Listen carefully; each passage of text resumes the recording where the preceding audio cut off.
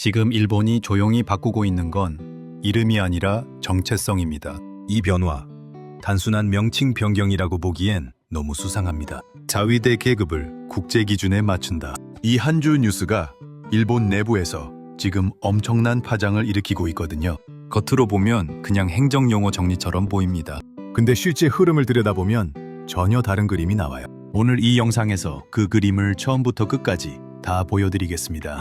일단 핵심부터 정리할게요. 지금까지 자위대는 헌법상 군대가 아니라는 이유로 일반 군대와는 전혀 다른 독자적인 계급명을 써왔습니다. 막료장, 1좌, 2좌 이런 식으로요. 근데 이번 개정안에서 최고 지휘관인 막료장을 대장으로 바꾸고 1좌는 대좌, 2좌는 중좌. 이런 식으로 완전히 전형적인 군대식 계급 체계로 바꾼다는 겁니다. 이게 왜 중요하냐고요? 이건 단순한 단어 교체가 아닙니다. 쉽게 말하면 군대처럼 보이게 만드는 작업이에요. 이름이 바뀌면 인식이 바뀌고 인식이 바뀌면 법도 바뀝니다. 이게 역사가 반복해서 보여준 패턴이거든요. 자, 여기서 첫 번째 반전 포인트 나갑니다. 일본 정부가 공식적으로 내세우는 이유가 뭔 줄 아십니까? 국제연합훈련에서 상대국이 계급을 이해하기 어렵다는 겁니다. 언뜻 들으면 합리적으로 들리죠? 근데 일본 내부 반응은 완전히 딴판이에요. 야후 재팬에서 좋아요가 2만 개를 넘긴 최상위 댓글이 있습니다. 이건 국제 표준화가 아니라 그냥 군대로 인정받으려는 준비 아닌가? 이게 현재 일본 시민들이 가장 많이 공감한 반응이에요. 두 번째로 많은 공감을 받은 댓글. 좋아요 15,000개 넘겼습니다. 이름부터 바꾸고 나중에 헌법 바꾸겠다는 순서가 너무 뻔하다. 이 댓글 하나가 지금 일본 내부 분위기를 정확하게 요약하고 있어요. 또 다른 댓글도 있습니다. 결국 전쟁할 수 있는 나라로 가는 거 아니냐. 막을 수 있는 사람이 없다. 이런 반응들이 줄줄이 달리고 있거든요. 근데 여기서 중요한 건 이 댓글들이 반일 감정이나 좌파 성향에서 나온 게 아니라는 겁니다. 일본 내부에서 평범한 시민들이 느끼는 불안감이에요. 이게 진짜 핵심입니다. 자, 그럼 이 흐름이 어디까지 이어지는지 보겠습니다. 이건 순서 게임입니다. 첫 번째로 이름을 바꿉니다. 그 다음은 인식이 바뀝니다. 마지막은 법을 바꿉니다. 이 3단계가 지금 설계대로 움직이고 있어요. 이미 일본 정치권 내부에서는 다음 단계 이야기가 공공연하게 나오고 있습니다. 자위대를 헌법에 명기해야 한다. 이게 무슨 말이냐면 지금까지 헌법 구조 때문에 애매하게 존재해왔던 자위대를 아예 공식 군대로 헌법에 올리겠다는 겁니다. 헌법 구조. 혹시 모르시는 분들을 위해 잠깐 설명드릴게요. 일본 헌법 구조는 2차 세계대전 이후 만들어진 조항으로 일본이 전쟁을 영구히 포기하고 군대를 보유하지 않는다는 내용을 담고 있습니다. 이게 지금까지 자위대가 군대가 아니라 자위 조직이라는 명분을 만들어줬던 법적 근거였어요. 근데 지금 이걸 바꾸겠다는 움직임이 본격화되고 있는 겁니다. 여기서 잠깐 멈추고 한 가지 물어볼게요. 지금 이 흐름이 진짜 단순한 행정 개편으로 보이십니까? 아니면 단계적으로 군대화를 진행하는 신호로 보이십니까? 댓글로 딱 한 줄만 남겨주세요. 어떻게 보이시는지. 다시 이어갑니다. 두 번째 반전 포인트 갑니다. 이 흐름, 사실 이미 오래전부터 준비된 시나리오일 가능성이 높습니다. 자민당과 일본 유신회가 작년에 합의한 문서에 이런 문장이 들어가 있거든요. 21-6 회계연도 내 자위대 계급 국제 표준화 실행. 우연이 아니라 계획이에요. 그리고 더 중요한 포인트가 있습니다. 왜 하필 지금이냐는 겁니다. 일본은 지금 중국의 해양 팽창, 대만 해협 긴장, 북한 미사일 도발 이 세 가지가 동시에 맞물리면서 안보 불안이 역대 최고 수준에 올라와 있습니다. 그 상황에서 군대 정체성을 강화하고 있어요. 이건 단순한 내부 정비가 아닙니다. 언제든지 움직일 수 있는 구조를 만들고 있는 겁니다. 일본의 방위비 추이를 보면 더 명확해집니다. 2022년 기시다 내각이 방위비를 국내 총생산의 1%에서 2%로 올리겠다는 계획을 발표했고 실제로 지금 그 수준에 근접하고 있어요. 2%면 미국, 영국 수준입니다. 그냥 자위 조직이라고 하기엔 규모가 너무 커지고 있는 거예요. 실제로 일본이 도입하거나 개발 중인 무기 체계를 보면 이게 더 분명해집니다. 이지스함 증강, F-35 전투기 100대 이상 도입, 거기에 더해서 적기지를 선제 타격할 수 있는 반격 능력, 즉 장거리 미사일까지 보유하겠다는 계획이 이미 공식화됐습니다. 이게 자위 조직의 무기 체계냐는 거예요. 그리고 한 가지 더 충격적인 수치가 있습니다. 일본은 2027년까지 방위 관련 예산을 43조 엔, 우리 돈으로 약 400조 원 이상 투입할 계획입니다. 400조 원이요. 이 돈이 어디로 가냐면 무기, 기술 개발, 인프라, 그리고 인력이에요. 이미 자위대 안에서 사이버전 부대, 우주작전대 같은 최첨단 조직들이 신설됐습니다. 이름은 자위대지만 실제 능력은 이미 정규군 수준을 넘어가고 있다는 평가가 나옵니다. 일본 내부 분위기로 다시 돌아가 볼게요. 야후재팬 댓글 반응이 정말 극단적으로 갈리고 있습니다. 이제라도 정상적인 군대가 되어야 한다는 쪽이 있고 전쟁 가능한 나라로 가는 거 아니냐는 쪽이 있어요. 이 두 입장이 댓글창에서 매일같이 충돌하고 있거든요.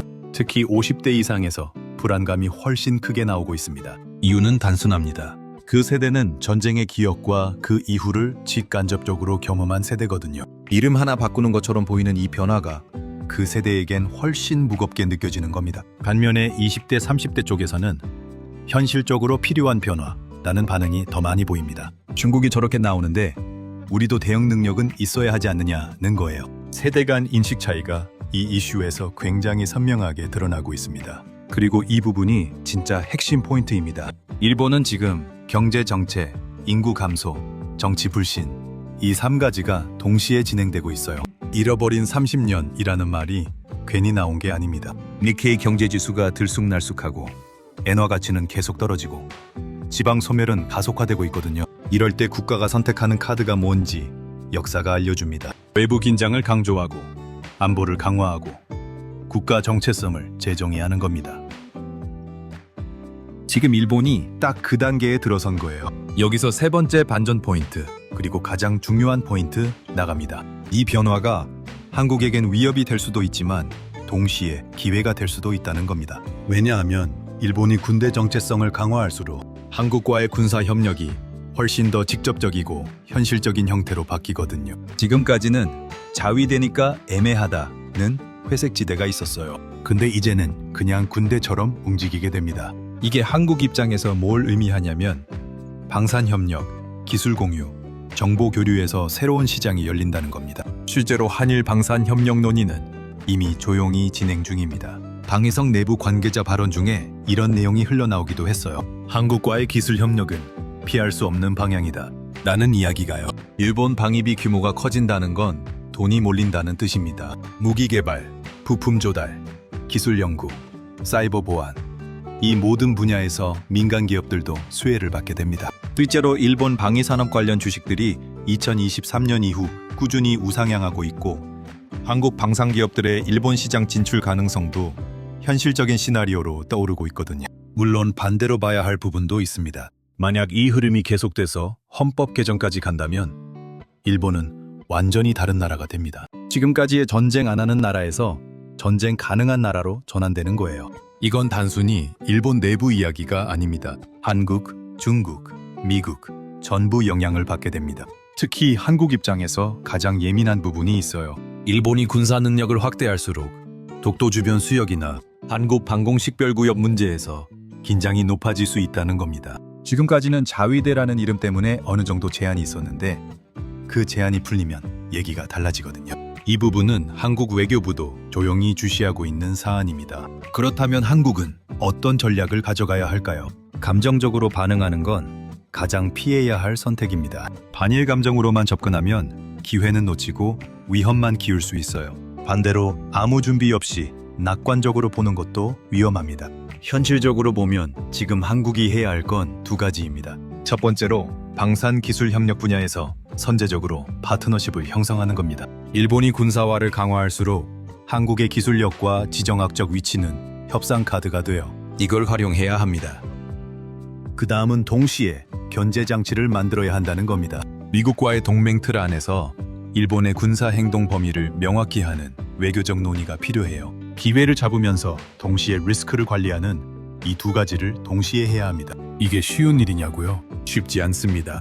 근데 이게 지금 한국 외교가 가야 할 방향이에요. 여기서 하나 더 짚고 가겠습니다. 일본의 이 움직임이 실제로 어떤 속도로 진행될지는 두 가지 변수에 달려 있습니다. 하나는 미국입니다. 미국이 일본의 군사화를 어느 수준까지 허용하느냐가 핵심 변수예요. 지금은 트럼프 행정부 특성상 동맹국의 자체 방위 능력 강화를 오히려 장려하는 분위기거든요. 미국 입장에서는 일본이 알아서 더 강해지면 미군 부담이 줄어드니까요. 두 번째 변수는 중국의 반응입니다. 중국이 일본의 군사화에 어떻게 반응하느냐에 따라 동아시아 전체 안보 지형이 바뀝니다. 중국이 강하게 반발하면 일본의 군사화 명분이 오히려 더 강해지는 역설적인 상황이 생기거든요. 이 두 변수가 맞물리는 방식에 따라 일본의 군사화 속도와 방향이 결정될 겁니다. 그리고 그 결과가 한국에게 어떤 영향을 미칠지 지금부터 시뮬레이션 해두는 게 중요합니다. 일반 사람들은 이걸 그냥 뉴스 한 줄로 넘깁니다. 계급 이름 바뀌네. 그래서 이렇게 끝내는 거예요. 근데 이 흐름을 구조로 읽는 사람은 다릅니다. 5년 후, 10년 후에 어떤 판이 펼쳐질지 미리 그림을 그리고 있거든요. 거기서 격차가 생깁니다. 자, 이제 마지막으로 정리할게요. 지금 일본은 계급 이름을 바꾸고 있습니다. 근데 실제로 바꾸고 있는 건 이름이 아니에요. 정체성이고 방향이고 미래입니다. 이건 뉴스 한 줄이 아니라 흐름의 시작입니다. 이걸 단순 정보로 보면 그냥 지나가고 구조로 보면 기회와 위험을 동시에 읽을 수 있어요. 여기서 오늘 마지막 질문 드립니다. 일본이 헌법을 바꾸고 공식 군대화를 선언한다면 한국은 어떤 전략으로 대응해야 한다고 보십니까? 협력 카드로 활용해야 하느냐? 아니면 강하게 견제하고 외교적으로 막아야 하느냐? 댓글로 딱 한 줄만 남겨주세요. 여러분의 생각이 궁금합니다. 이런 분석 앞으로도 빠르게 계속 가져오겠습니다. 구독이랑 좋아요 아직 안 누르셨으면 지금 바로 눌러주세요. 다음 영상에서 뵙겠습니다.